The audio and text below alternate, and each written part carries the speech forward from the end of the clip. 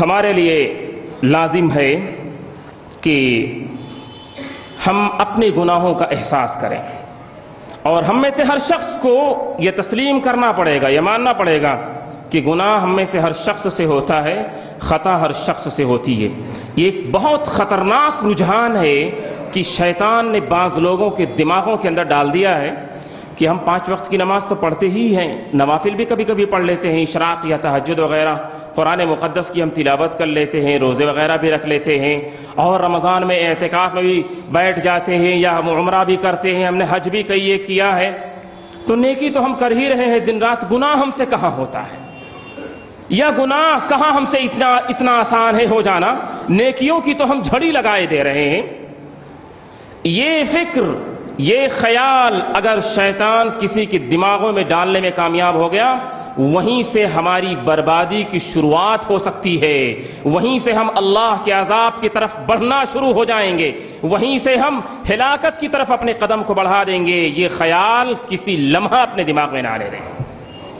گناہ ہم سب سے ہوتا ہے۔ ایک موٹی سی بات، ابھی ہم نے ظہر کی نماز جو ادا کی ہے، ہم نے ادا کی ہے، کیا ہم میں سے کوئی شخص اس بات کی گارنٹی اور ضمانت دے سکتا ہے کہ اس نے ظہر کی نماز کو جیسا پڑھنے کا حق تھا 100% اس نے حق ادا کر دیا ہے؟ کوئی بتا دے، ضمانت دے دے اس بات کی؟ جس قدر پڑھنا تھا ہم نے 100% حق ادا کر دیا ہے۔ نیکیوں کے کرنے میں بھی ہم سے کمی بیشی ہوتی ہے، کیا توبہ اور استغفار اس پر نہیں ہے؟ کیا اس کمی اور بیشی کو ہم تسلیم کرنے کے لیے تیار نہیں ہیں؟ کیا اللہ نے ہمیں فرشتہ بنایا ہے؟ ہم انسان ہیں، اکثر اوقات ہمیں اپنی ذہنی حالت پر یا اپنے نفس پر کبھی کبھی کنٹرول اور قابو ہی نہیں رہتا ہے۔ ہم ہیں نماز میں اور ذہن کہیں اور ہے، ہم اللہ کے آگے قیام، قعود یا رکوع اور سجود کی حالت میں ہیں، دماغ ہماری دکانوں میں اور حساب کتاب میں دوڑ رہا ہے۔ کیا اللہ رب العالمین سے استغفار ہم نہ کریں گے؟ کیا اللہ رب العالمین سے توبہ ہم نہ کریں گے؟ گناہ کا احساس یہ بنیادی سبب ہوگا توبہ اور استغفار کرنے کے لیے۔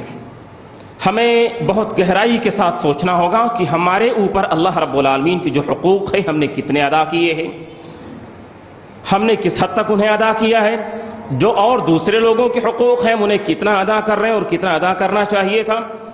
بڑی اچھی طرح سے اور سنجیدگی کے ساتھ اپنے آپ میں غور کرنے کی ضرورت ہے، اور یہ بات یاد رہے کہ اپنے گناہوں کو گننے کی ضرورت ہے، اپنے گناہوں کو گننے کی ضرورت ہے، نیکیوں کو نہیں۔ گناہ ایک ایک کر کے اللہ کے سامنے رکھ کر کے اس پر معافی مانگیں، اللہ سے توبہ کریں، اللہ سے پردہ ڈال دینے کے لیے اللہ رب العالمین سے درخواست کریں، اور یہ کیفیت اتنی طاقت کے ساتھ ہم میں سے ہر ایک مرد و عورت کے دل میں ابھرے اور پیدا ہو کہ ہم مجبور ہو جائیں، یا یہ کیفیت ہمیں مجبور کر دے اللہ کے آگے جھکنے کے لیے، اور اپنے ہاتھوں کو اللہ کے حضور بلند کرنے کے لیے، اور اپنی زبان سے بے تحاشا استغفار کرنے کے لیے، اور اللہ رب العالمین کے سامنے آنسو بہانے کے لیے۔